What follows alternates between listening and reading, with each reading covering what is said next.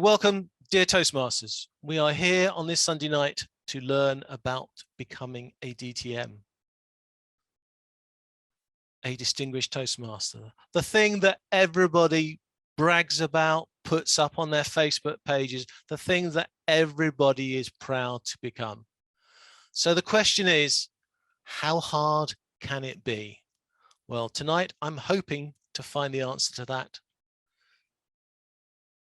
We have one of the trio here, Rupa, our Program Quality Director, with a little bit of backup from Brenda, Program Quality Director of just next door, District 71.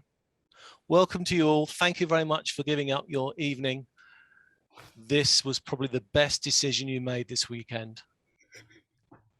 So without any further ado, and you can see I'm not going to be joining the humorous speech competition, I'm going to pass you over to our laryngitisly challenged Rupa Datta. Thank you very much, Lord Zoom, also known as John Drinkwater. Yes, guys, I am recovering from laryngitis, so I will sound like Marge Simpson for most of this presentation. That's another reason I've got a trusty sidekick, my counterpart from District 71, with me today. But before we go into the main presentation, I'd like to ask a question. Who can tell me what our core values are as an organisation? Pop them in chat. Fastest finger first.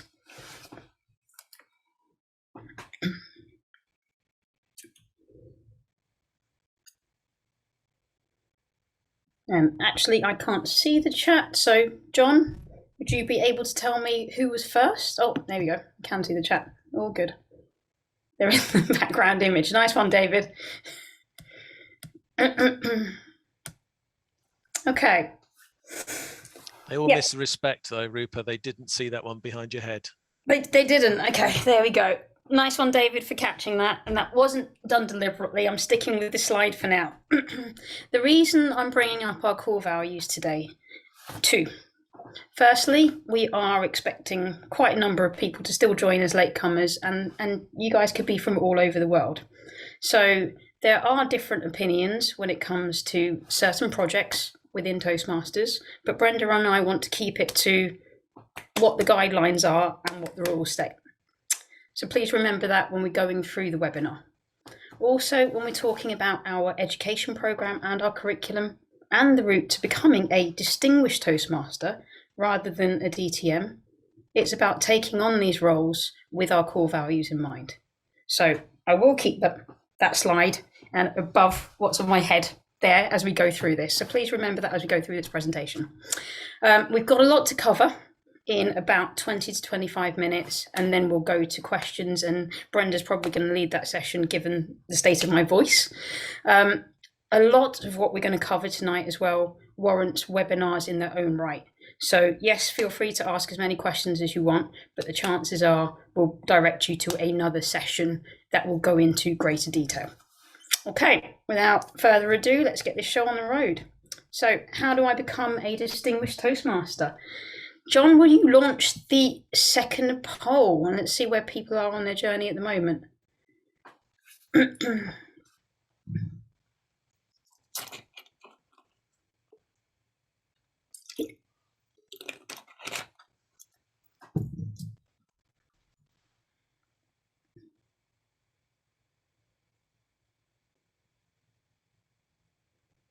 Wow. Varied.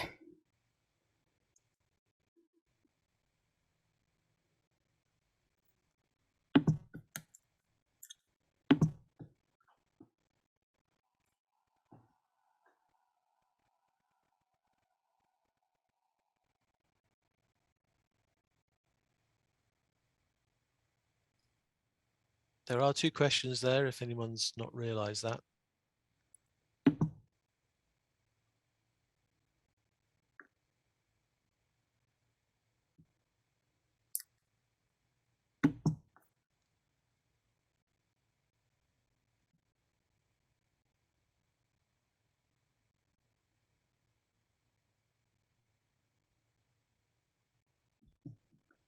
Okay, another 30 seconds or so. Let's see how we do.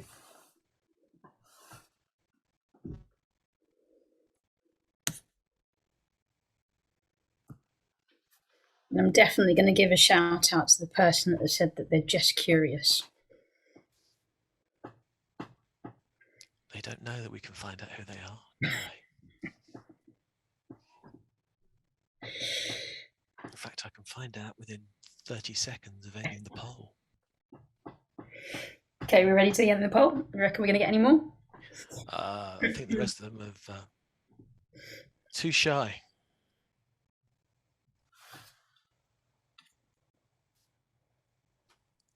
I would say, Rupert, we're towards the experienced end of the Toastmaster scale on average. Okay, good. So people that are, progressing through their journey and want to know more. Okay, good stuff.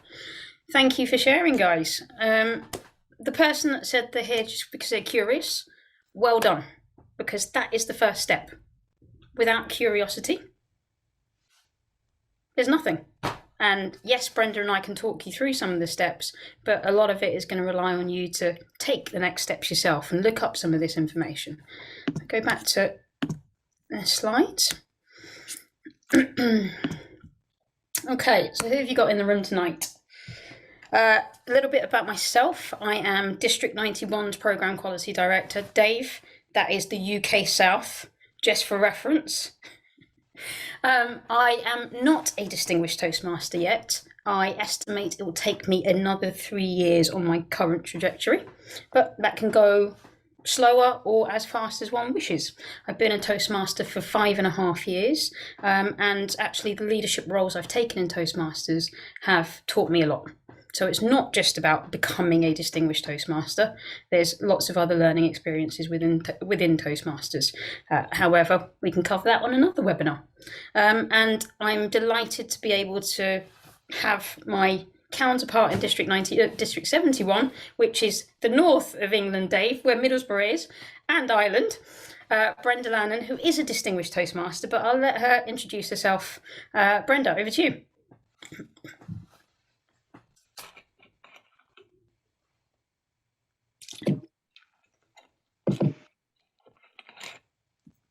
Good evening, everybody. Thank you very much, Rupert, and I'm delighted to be here.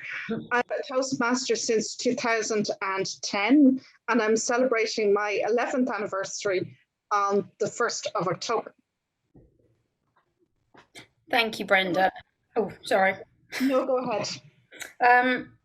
This is a good example of some of the other opportunities within Toastmasters. So Brenda and I both served as club growth directors last year and had the opportunity to eat a lot of ice cream and drink a lot of wine virtually and build a friendship. So hopefully today, if my voice does go, she can be my voice for me as well, in addition to presenting her half of the presentation.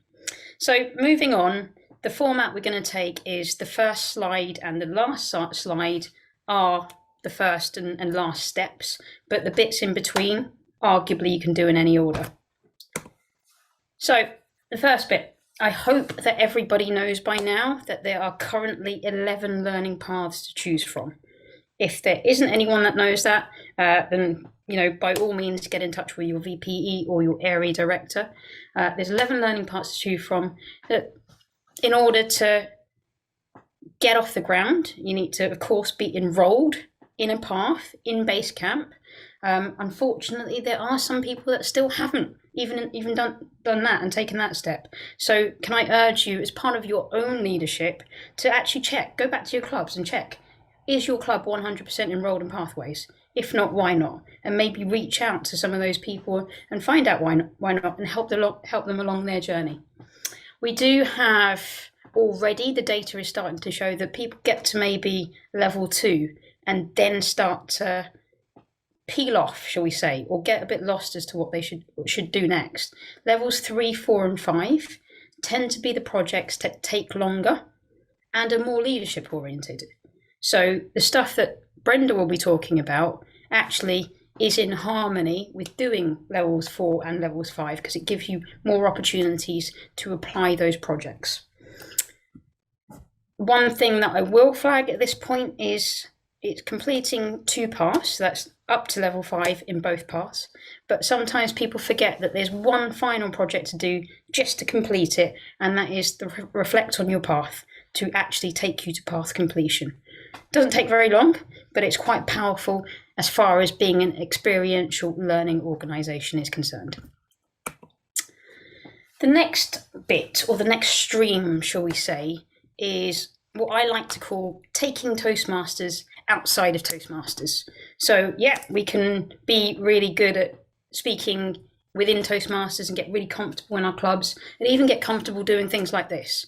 But can we actually reach new Toastmasters and tell the world about Toastmasters, but also take our learning outside? So for the purpose of DTM, you need to complete one of these 3 things: Speechcraft, youth leadership, or serving as a club sponsor. A brief overview here, and genuinely all of these 3 things warrant webinars in their own right. So Speechcraft typically is a 4 to 8 week program, but there's stuff to do beforehand and there's stuff to do afterwards. Youth leadership is 8 sessions, and the time span is similar to Speechcraft, but needs to be done typically with a partnering organisation. So if it's a school, you kind of have to work around them. So it might take a term. Being a club sponsor, this one's an interesting one because Brendan and I did have a little bit of a debate about this one earlier. I've put 3 to 12 months.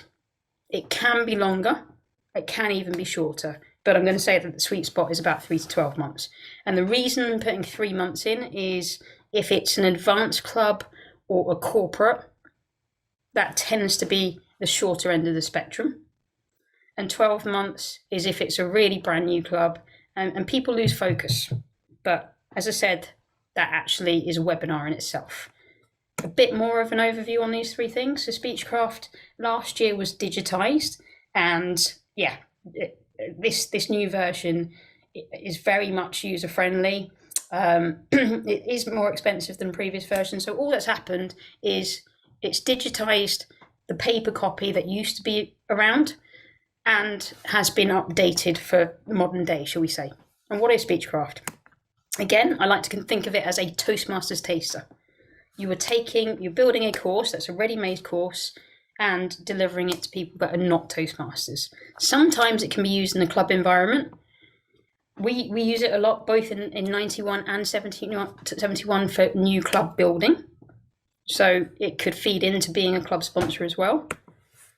It's great for if an established club has lost their way a little bit and resetting things, so getting people re-energized, remembering what the program's all about, getting people to take on the mentor and the leadership role for a defined period of time.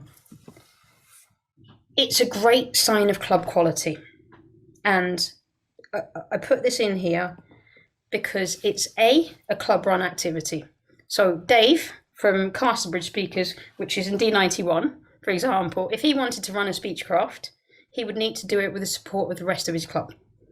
Now, if he could get the rest of his club to get involved in that, then you know you've got a strong club right there. Okay? It's hard the first time if people aren't used to it, but I haven't yet met a club that once they've done it once, haven't then made it part of their program year on year and year. Youth leadership. My example here would be, imagine Speechcraft, but for kids. How do you reach the next generation of Toastmasters? We've been around almost 100 years. We don't have accurate data in terms of, the average age of D91's membership or the average age of D71's membership, but I'd say it's certainly over 40 in both cases. Whereas Toastmasters, you can be 18 plus. Public speaking in schools. Yes, there are other organisations that do this kind of thing. The difference with our youth leadership programme is that it focuses on leadership as well. Now, you think back to when you were a child, or if you've got kids yourself, or you've got grandkids, how powerful that would be if you started at an earlier age. And if you do it well, again, it can lead to something called a gavel club, out of scope of our presentation today, but all I will say on that is there's one example of that within D91. There are other parts of the world that do youth leadership and gavel clubs way better than we do, and it's something that we need to get better at. But I can think of an example of somebody in the Middle East who is not currently, but last year was a District 91 Toastmasters. He started his Toastmasters journey probably around the age of 16. He was president of a gavel club, and he's one of the people that I've seen a transformation in. He's probably around 22, 23 now. 6 months after we graduated, he managed to get me into a demonstration meeting within his company, which is a global organization. Right? So think about that kind of power for kids. Again, it's a club-sponsored activity. Okay, so think about your club's location. Are there schools, are there colleges that you can reach out to and work in partnership with them? Club sponsor. Every club growth director will bite your arm off if you wanted to be a club sponsor and get it right. I know we've got one on the call. Hey, Elizabeth. I don't know if Diane's here, but Elizabeth definitely is. So what's a club sponsor? Supports the formation of a new Toastmasters club.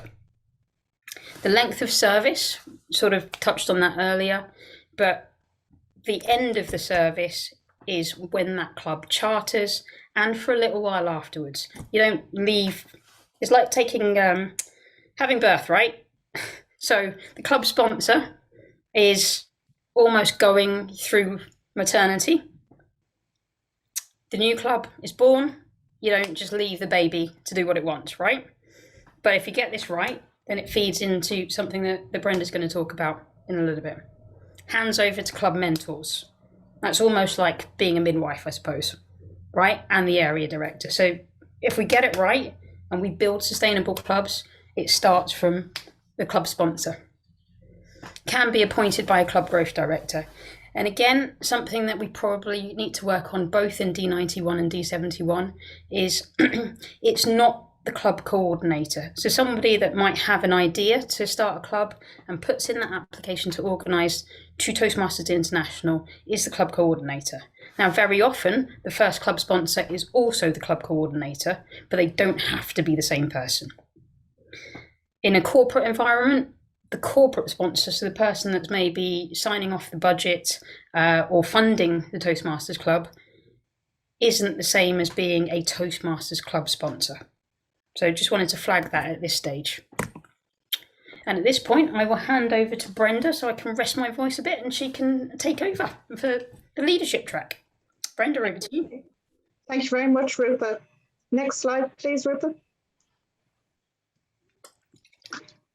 As Rupa mentioned, part of achieving the DTM revolves around leadership roles. And the first leadership role is club officer roles. And as you'll see on the slide, there are 7 opportunities to take on a club officer role. And someone on your club nomination committee may come to you and say, would you like to take on the role of whatever it may be? It might be secretary, sergeant at arms, treasurer. And it's your opportunity to develop your leadership skills in the club, in the safe environment that you've become familiar with as a member. And it's also an opportunity to support and serve the members in your club. The guidebook is the Club Leadership Handbook, and that will give you detailed information about what's involved in a club officer role. Next slide, please, Rupa. Moving beyond the club, there's an opportunity to take on a district officer role, and the responsibilities and information about each of the roles is available in the District Leadership Handbook. The criteria for each of the roles, so area director, division director, club growth director, program quality director, district director, public relations manager, administration manager, and finance manager, are all detailed in the District Leadership Handbook. In both districts 71 and 91, there are roles that are elected, and then there are roles that are appointed. Area directors, division directors are elected. CGDs, PQDs, and the district director are also elected. In District 91, the PRM is appointed, whereas in District 71, it's elected. And the administration manager and the finance manager are both appointed roles in both districts. Next slide, please, Rupert. So what is the requirement to achieve the Distinguished Toastmaster Award?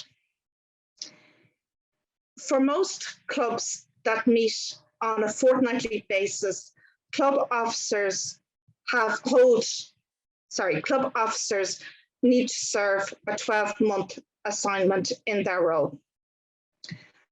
There are some clubs in District 91, I'm not aware of any in District 71, but in District 91, where they meet on a weekly basis.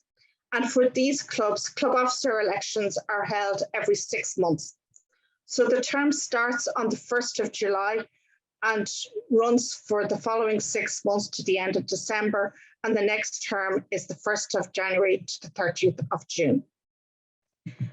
There are a number of requirements. The club officers must complete or participate in drafting the club success plan. They must attend club officer training. For district officer roles, the term starts again on the 1st of July, and the district officer must serve 12-month period. Now, there's a certain quirk to this particular length of period of time of serving. The district leadership handbook states that if district officers are appointed by the 1st of September in the year and serve for the remaining 10 months of the year, they can achieve credit as well. So there's a quirk to that particular requirement. Next slide, please, Rupert. Club coaches are assigned to clubs with 12 or fewer members. One of the requirements to be assigned as a club coach is that you are not a member of the club to which you are appointed as club coach. You are appointed by your district's club growth director or the district director. And I know Elizabeth, who's District 71 club growth director, would be very interested to hear from members who are interested in taking on the role of a club coach. And the role of club coach involves supporting the club to grow their membership and to achieve distinguished status in the Distinguished Club Programme, but I'll talk more about that in a second.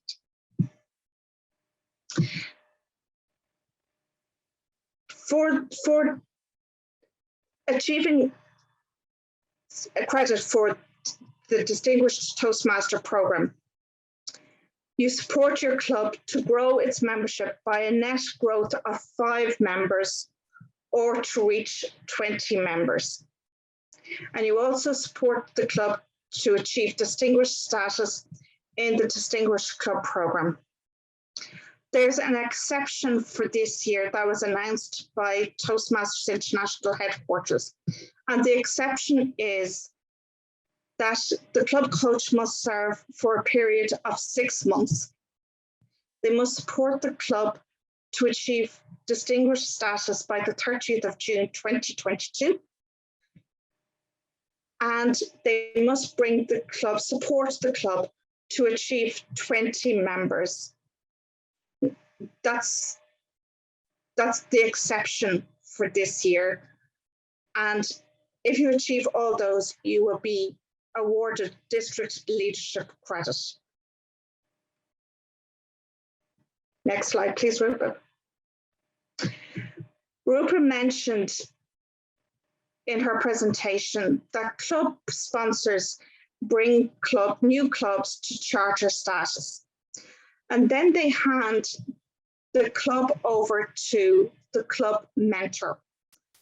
And the club mentor supports the new club committee to bring quality club meetings to their club, to onboard new members onto the Pathways program, to run quality club meetings, and the club mentors, and also to retain and grow their membership to become a sustainable club.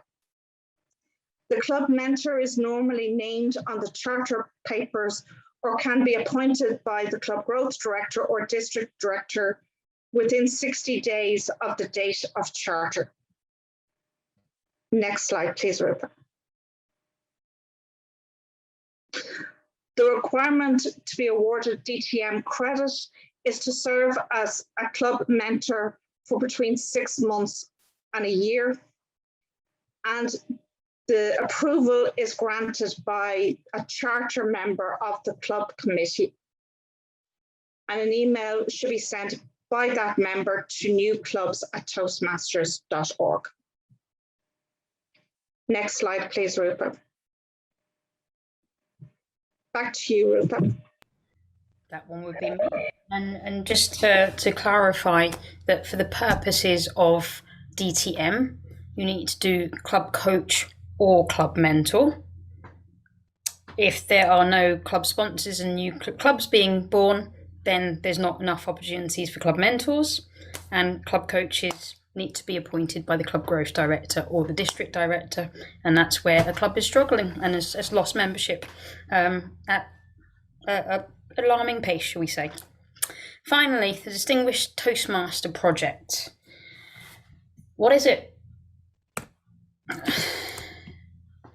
It gets unlocked when you have completed your first path and level 3 of your second path. So it was good to see on the poll that John shared earlier that we have got a few people that seem to be at that stage already. The reason it's towards the end, or we put it towards the end of this presentation, is it's about applying all of the skills that you've learned by doing some of the earlier projects to then benefit an organisation. Now, it doesn't have to be Toastmasters, but in a lot of cases, of course, it is Toastmasters. What I want to highlight, and I think Brenda's on the same page as me on this one, is, okay, granted, we don't have that many people yet. This is probably the first year where we're going to have a wave of people going for the Distinguished Toastmaster Project. Share it with us. So if it's supposed to benefit an organisation, if you've got an idea, reach out, let's have a conversation, right? Or if you need people to join your guidance committee for it, or join your team, again, share it with us. If I look back to the traditional program where it's not the same as a HPL, but some people do compare this to the HPL, I can think of a handful of projects that were fantastic, and I heard whispers about them, but then nothing happened with it. The Toastmaster did the project, they've become a Distinguished Toastmaster, they got their DTM award, but nothing's actually happened with the work they did. Lord Zoom will know of one last year about someone creating a wiki in D91. Now, that's not to say that the trio or the district leadership team are going to take that forward, but actually there needs to be a repository of where these projects go, and that is something that we are creating in D91 this year, so that, you know, if there's lots of people that have got the same interest, then actually you guys can be on the same team together. Okay, I'm going to stop sharing there and we'll move to questions. And Brenda, over to you to lead on the Q&A session with John's support for sure.